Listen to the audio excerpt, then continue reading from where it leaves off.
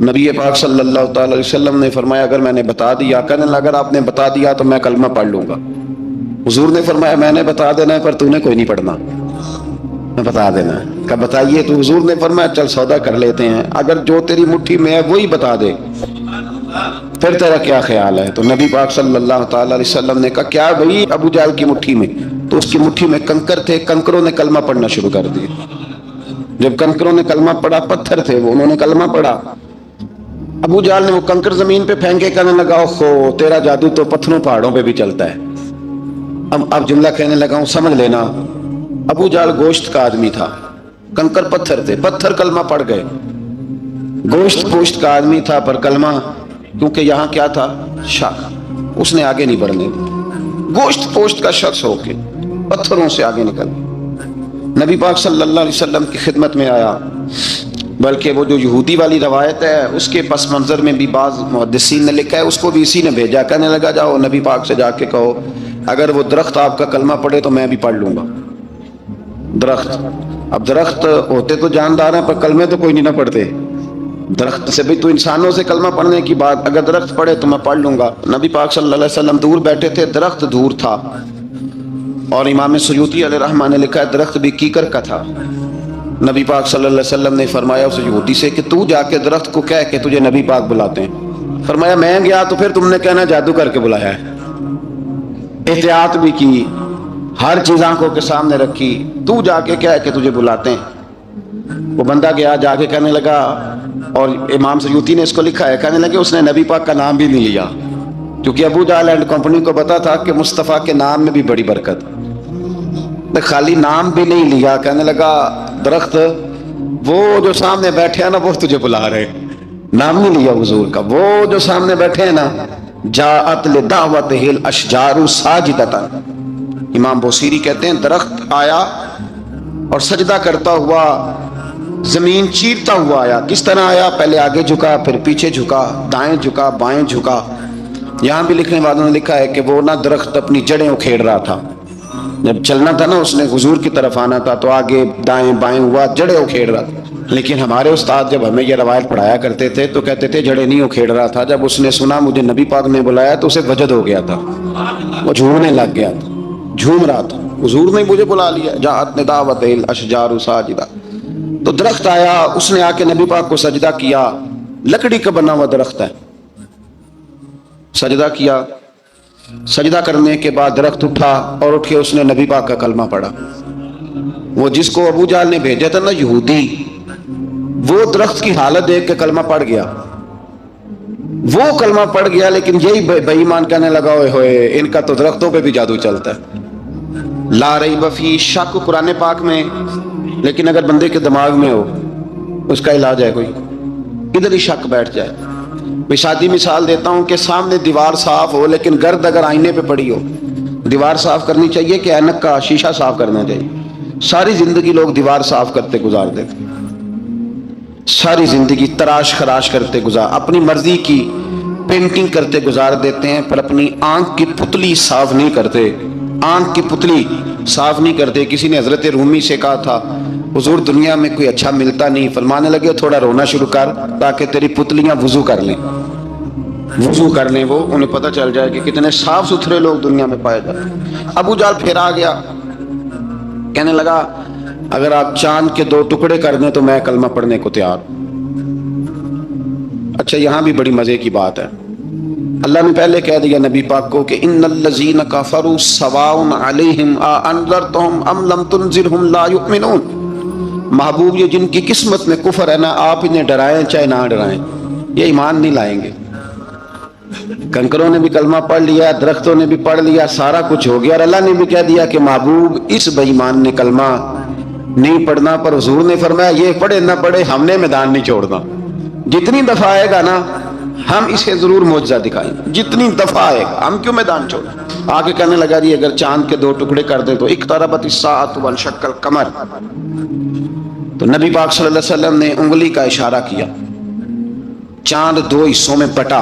کوہ صفا ایک پہاڑی تھی مکے میں، آدھا ٹکڑا پہاڑی کی اس جانب ہوا، آدھا اس جانب، یعنی وضاحت کی اللہ کریم نے کہ ایسے نہ ہو کہ یہ قیدی وہ تو ایسے بالکل شک ہوا تو مل گیا، پتہ نہیں میری آنکھوں پہ جادو ہو گیا، ملا ہے کہ نہیں ملا۔ جب ٹوٹا تو حدیث پاک میں آتا ہے کہ آدھا چاند کوہ صفا کے ادھر گیا اور آدھا تو پہاڑی تھی، چاند نیچے آیا، پہاڑی کے گرد گھوما، آگے جا کے ملا، یعنی وقفہ دیا گیا باقاعدہ دیکھنے کا، سمجھنے۔ پوری دنیا میں جتنے لوگ اس وقت چاند دیکھ رہے تھے، ہندوستان تک روایتوں میں ملتا ہے کہ لوگوں نے گواہی دی کہ ہم نے چاند ٹوٹتے دیکھا ہے۔ زمانہ مان گیا، لوگوں کی چیخیں نکل گئیں، لوگ قدموں میں گر گئے، پر وہ جس کے دماغ میں شک تھا نا وہ نہیں مانا۔ شجر و حجر پہچان گئے پر انسان کی نظروں میں شک ہی رہا۔ دنیا میں سب سے مجبور، کمزور، بزدل، کم فہم بندہ وہ ہے جس کے دماغ میں شک ہے، سب سے کم فہم آدمی، اس کی فراست روحانیہ زیرو ہے، وہ ایک ناکام شخص ہے، اس کو کسی پہ بھی شک پڑ جائے، کسی پہ بھی۔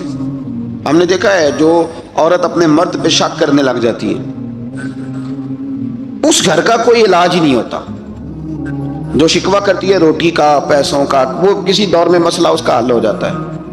جو نافرمان ہوتی ہے اس کا بھی مسئلہ کسی نہ کسی زمانے میں حل ہو ہی جاتا ہے۔ یہ جس کو شک پڑ جاتا ہے نا، شک، اس کا مسئلہ قیامت کی صبح تک حل نہیں ہوتا۔ اگر مرد کو شک پڑ جائے اس کا مسئلہ بھی کبھی زندگی میں دوبارہ حل، یاد رکھیں۔ یہ جو شکوک و شبہات ہے نا، قرآن پورا شکوک و شبہات کا ازالہ کرتا ہے، کافر کے سوال کا جواب دیتا ہے، منافق کے سوال کا جواب دیتا ہے۔ قرآن مجید ہر ایک کی تسلی کراتا ہے، لیکن شروع میں بتا دیا کہ لا ریب فی، شک والی گنجائش اس میں۔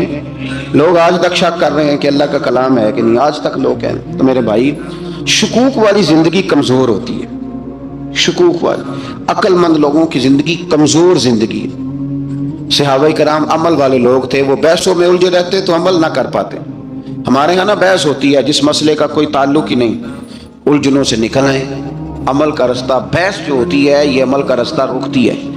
عقل مند نہ بنے، فرما بردار بنے۔ میرے بھائی، شکوک و شبہات والی جو لائف ہے، لیکن نا انبیاء کرام علیہ السلام کے بارے میں شکوک و شبہات ہیں، اولیاء عظام کے بارے میں۔ اب ایک نیا شک پیدا ہو گیا ہے کہ فیض ملتا ہے کہ نہیں ملتا۔ ہم نے فلانے ولی کو دیکھا نہیں، ساری زندگی اس کا نام لیا، فیض ملے گا کہ نہیں۔ غوث پاک کو دیکھا نہیں، ساری زندگی قادری کہلایا، فیض ملے گا کہ نہیں۔ خواجہ اجمیر کو دیکھا نہیں، چشتی کہلائے، فیض ملا کہ نہیں۔ صابر پیا کو دیکھا نہیں، صابری کہلائے، فیض ملا کہ نہیں۔ او خدا کے بندے، فیض وہ چیز ہے جو نظر نہیں آتی پر محسوس سب سے زیادہ ہوتی ہے۔ ملے تو حضرت اویس کرنی بھی نہیں تھے نبی پاک سے، وہ بھی نہیں ملے تھے، ملاقات تو ان کی بھی نہیں ہوئی تھی۔ کیا کہو گے؟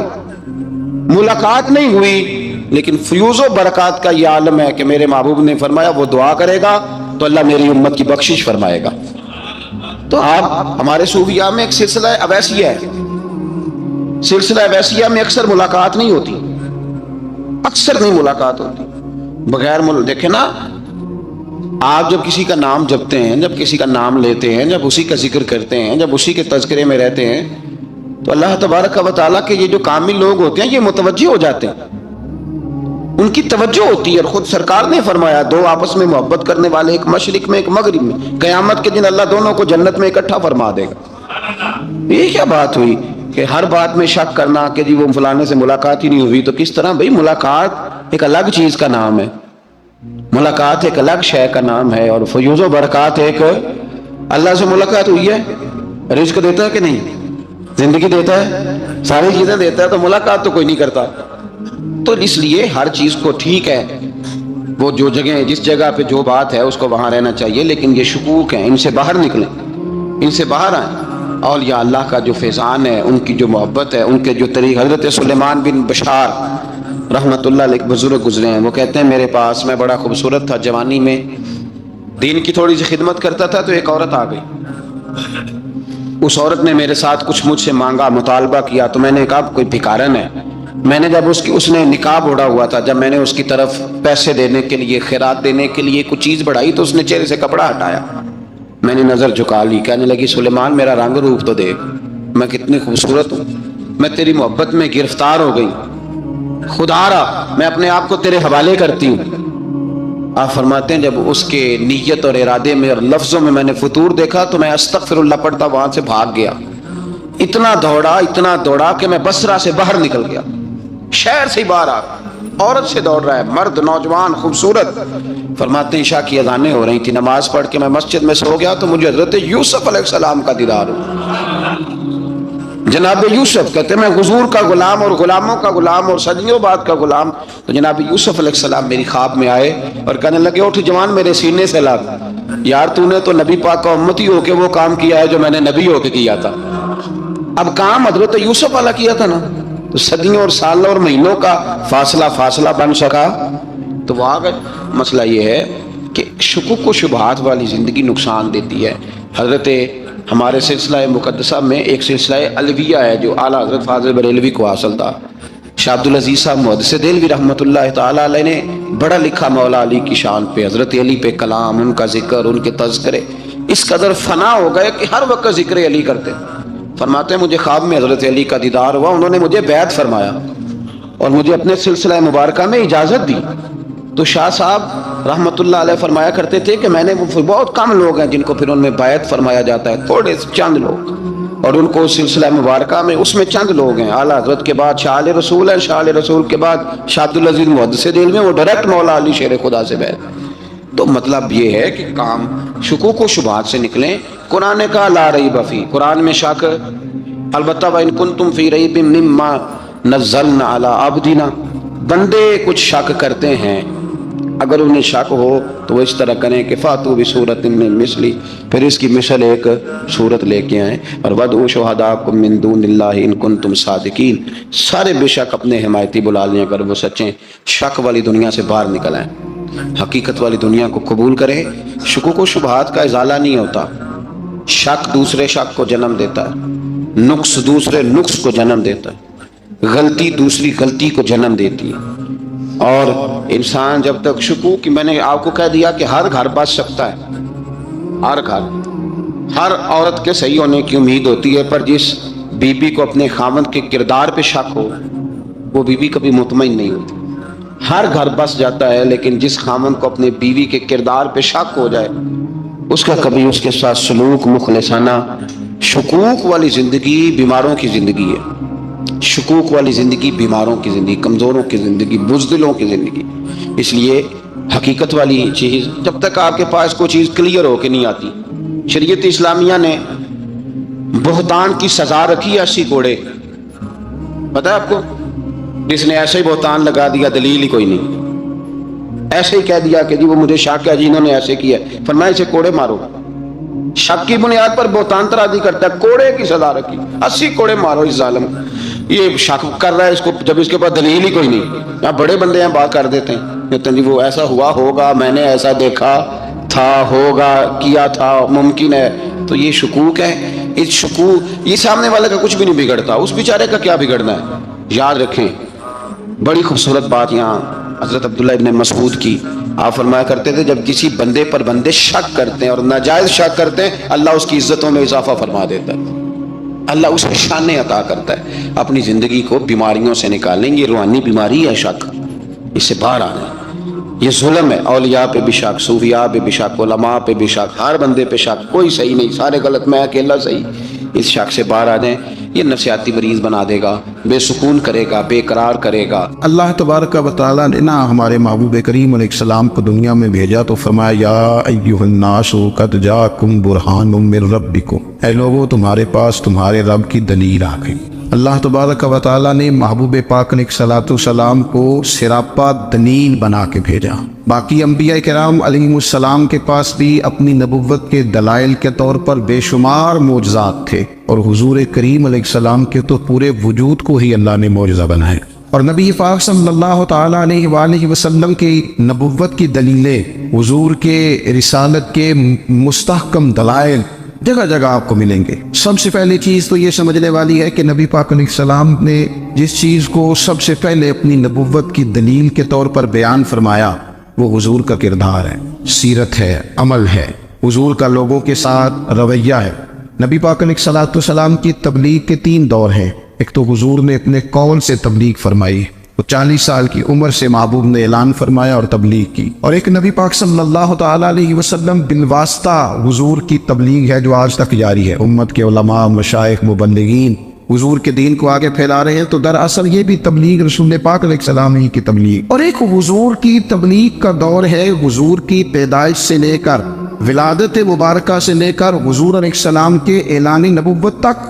اس دوران نبی پاک نے جو تبلیغ فرمائی ہے وہ اپنے کردار سے فرمائی. عرب کا وہ معاشرہ جو بڑا میلا کچیلا گدلا ہو چکا تھا، جس کے اندر سراسر مادہ پرستی کا زور تھا، جس کے اندر لوگ انسانوں کی خرید و فروخت کرتے تھے، جس کے اندر بیٹیوں کو زندہ دفن کر دیتے تھے، جس کے اندر جو آدمی جتنا زیادہ مضبوط ہوتا تھا اتنا زیادہ لٹیرا بن جاتا تھا، اس معاشرے کے اندر رسول کریم علیہ السلام نے 40 سال گزارے.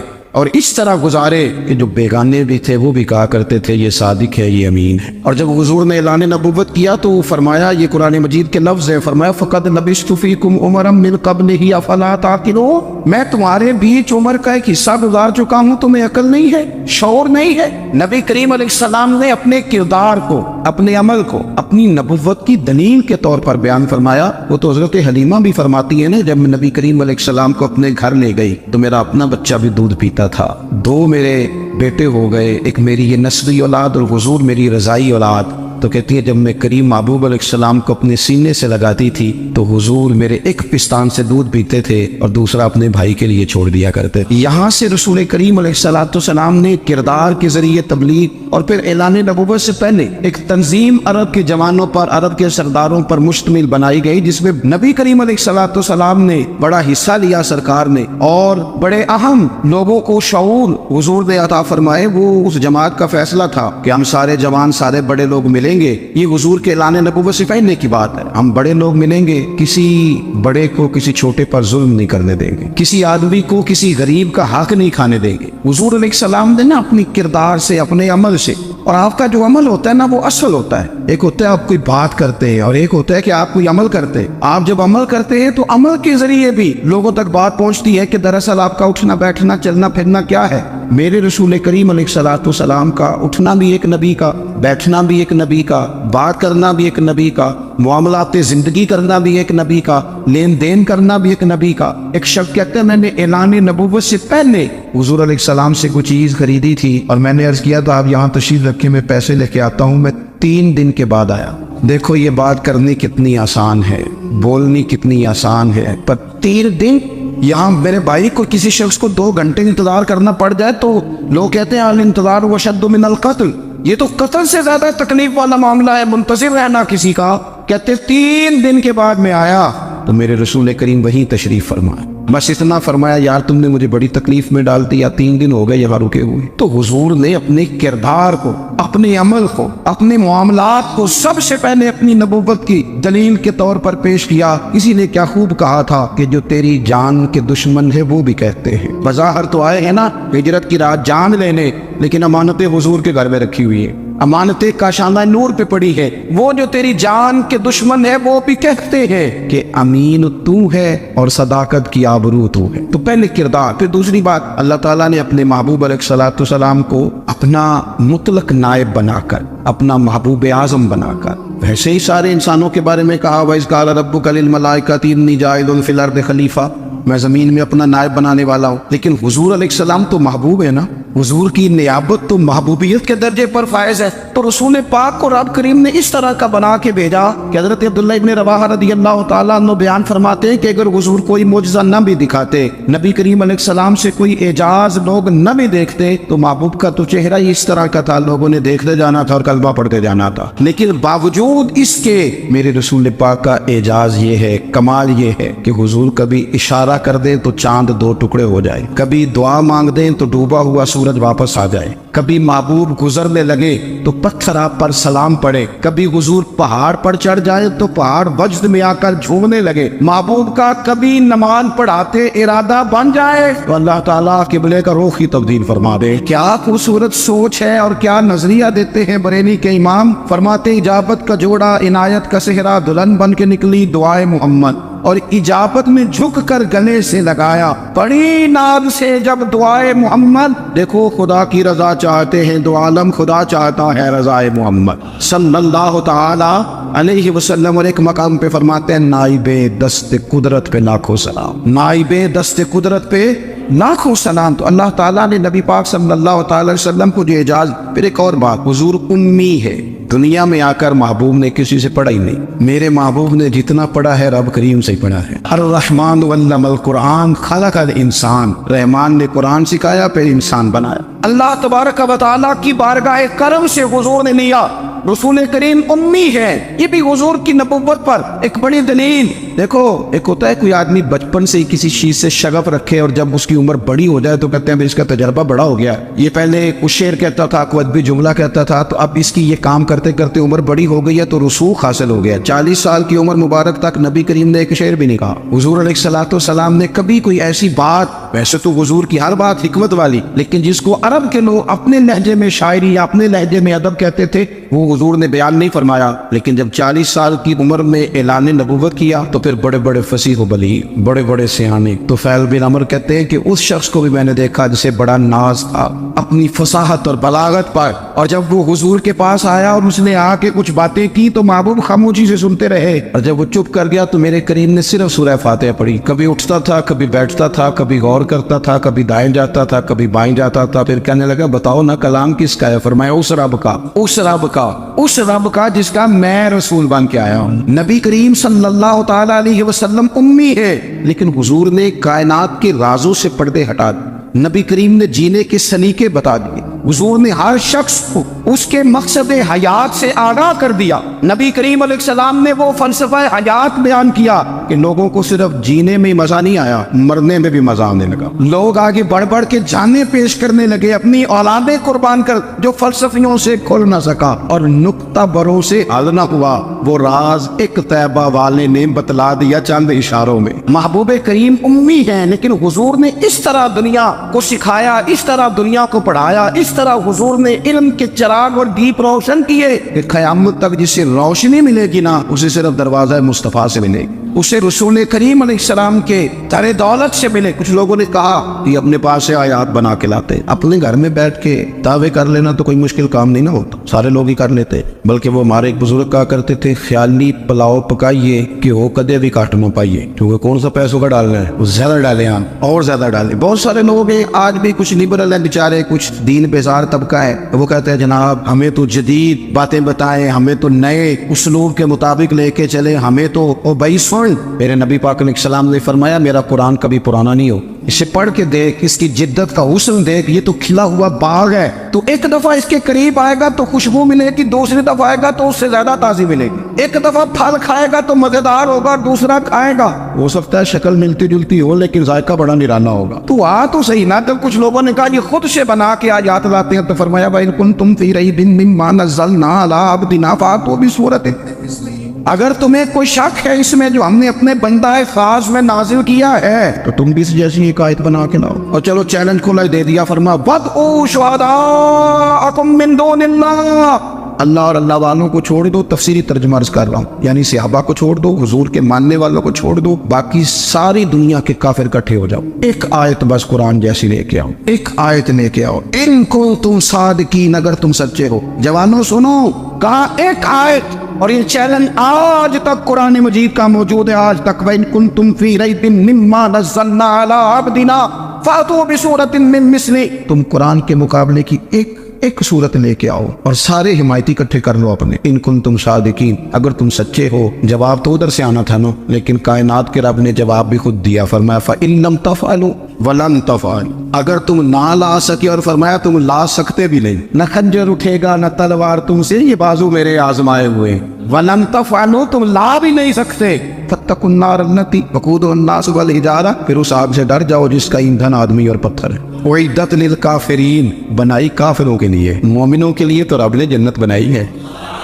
اعدت للکافرین، یہ دوزخ اللہ نے کن کے لیے بنائی ہے؟ وعدت للکافرین، کہتا ہے کافر کے لیے بنایا۔ تو اللہ تبارک و تعالیٰ نے میرے رسول پاک صلی اللہ تعالیٰ علیہ وسلم کو وہ کتاب عطا فرمائی، اور پھر حضور کی فصاحت و بلاغت، معرفت۔ دیکھو، ایک ہوتا ہے گھنٹوں باتیں کرنا، ایک ہوتا ہے کئی والیوم پر مشتمل، کئی جلدوں پر مشتمل کتب کا لکھنا، اور ایک ہوتا ہے کسی بندے کا ایک بات کرنا اور سامنے والے کی طبیعت کو اتنا جگا دینا کہ اگلی بات فوراً ہی اس کی سمجھ میں آ جائے۔ اور حضور نہ کسی کی انا کو نہیں جگاتے۔ ہم بعض اوقات کسی سے خطاب کرتے ہیں، بات کرتے ہیں، تو سامنے والے کی انا کو جگا دیتے ہیں، ٹھیس پہنچاتے ہیں، وہ کہتا ہے چل پھر تگڑا ہو جائے میں بھی آیا۔ حضور انا نہیں جگاتے تھے، میرے نبی پاک ضمیر جگاتے تھے تاکہ وہ شخص فیض حاصل کر سکے، اسے کچھ ملے۔